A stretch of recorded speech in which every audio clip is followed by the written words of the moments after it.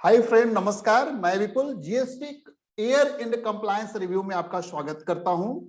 आज हम इस वीडियो में देखेंगे कि चूंकि फाइनेंशियल ईयर 2021-22 कंप्लीट हो चुका है और मार्च महीने का जो जीएसटी रिटर्न है वो अभी जाने हैं, अभी उसके लिए समय है।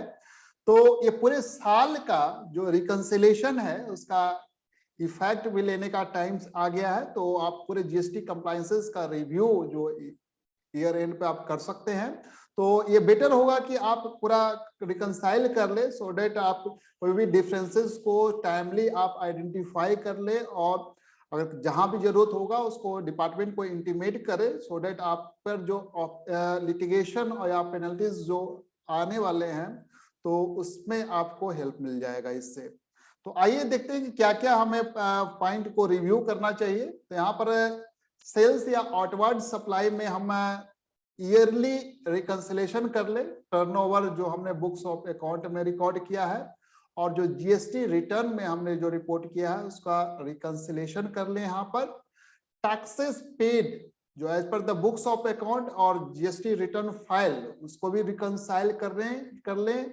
और डिफरेंसेज, अगर कोई डिफरेंसेज है जीएसटी रिटर्न में तो उसको मार्च महीने में आप उसको जाकर डिफरेंसेस को देख ले, उसको कंप्लीट करें और टैक्सेस वगैरह जो है उसको पे कर दे। अगर या फिर अगर नोट पेड या शॉर्ट पेड है तो इंटरेस्ट वगैरह जो आप अकॉर्डिंगली कैलकुलेट करके यहाँ पर मार्च महीने में उसको आप कंप्लीट कर सकते हैं। इसके बाद अगर जीएसटी पेड ऑन कोई अदर इनकम जैसे है उस पर अगर उसको भी रिकंसाइल करके तैयार रखें यहाँ पे।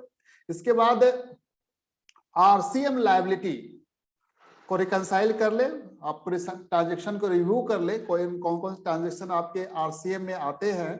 तो बहुत बार होते हैं कि हमें पता नहीं चल पाता, और जैसे कि लॉयर हुआ, मैन पावर सप्लाई वगैरह, तो बहुत से आरसीएम में आते हैं वो लिस्ट। तो इस लिस्ट से आप रिव्यू कर ले पूरे अकाउंट्स को। तो अगर कोई छूट गया भी है तो उसको मार्च महीने में आप जाके पे कर ले और पूरे साल का जो है उसको रिकंसाइल करके और पे करें आरसीएम लायबिलिटी को। इसके बाद ईबे बिल जो जनरेट किया है फाइनेंशियल ईयर 21-22 में उसको रिकंसाइल कर ले विद द टैक्स इनवॉइस जो जीएसटीआर 1 में रिपोर्ट किया है और प्रायर इंटीमेशन दे डिपार्टमेंट को अगर कोई आपका डेफिशिएंसी है। तो ये तो है आउटवर्ड सप्लाई से रिलेटेड जो आपको करने चाहिए। जो मार्च जो मंथ का जो रिकंसिलेशन है तो उसमें आप इसको पूरे ईयर का कोई डिफरेंसेस वगैरह है तो यहाँ पर रिकंसाइल आप कर लेके उसको रिपोर्ट कर सकते हैं। डिफरेंसेस अगर टैक्स वगैरह का है तो यहाँ पे पे कर दीजिए इंटरेस्ट विद इंटरेस्ट। अब आइए देखो, जो सबसे इंपॉर्टेंट है इनपुट टैक्स क्रेडिट।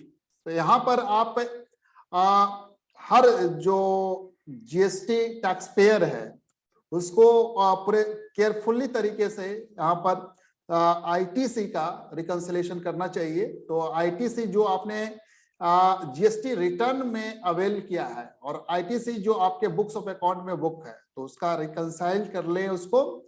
और कोई आईटीसी अगर पेंडिंग है जीएसटीआर 2A 2B में आपको आप चेक करने के बाद आपको लगता है कि कोई आईटीसी पेंडिंग है तो उसको आप टाइमली क्लेम कर ले यहाँ पे।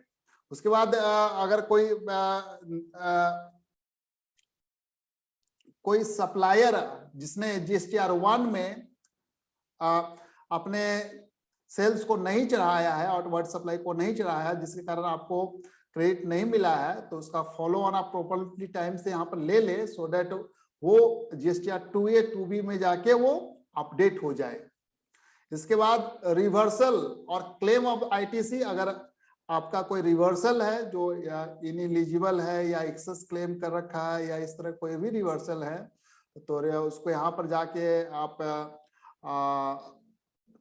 देख ले। और अगर कुछ एक्सेस आपने क्लेम कर लिया है, इनएलिजिबल आईटीसी है या फिर कोई भी आईटीसी जो आपने बुक किया है उसका within 180 days from the date of issuance of invoice अगर पेमेंट नहीं किया है तो उसको रिवर्स करना होता है। तो आप जाके उसको यहाँ पर 3B में मार्च का आप रिवर्स कर ले। इसके बाद रिकंसाइल करना है आईटीसी अवेल, आरसीएम पे अगर कोई आईटीसी अवेल किया है और आप जो पेड किया है तो उसको भी रिकंसाइल कर लें यहाँ पे। तो ये था इनपुट टैक्स क्रेडिट में जो इम्पोर्टेंट टास्क है आपके मार्च के, उसके बारे में हम लोगों ने डिस्कस किया।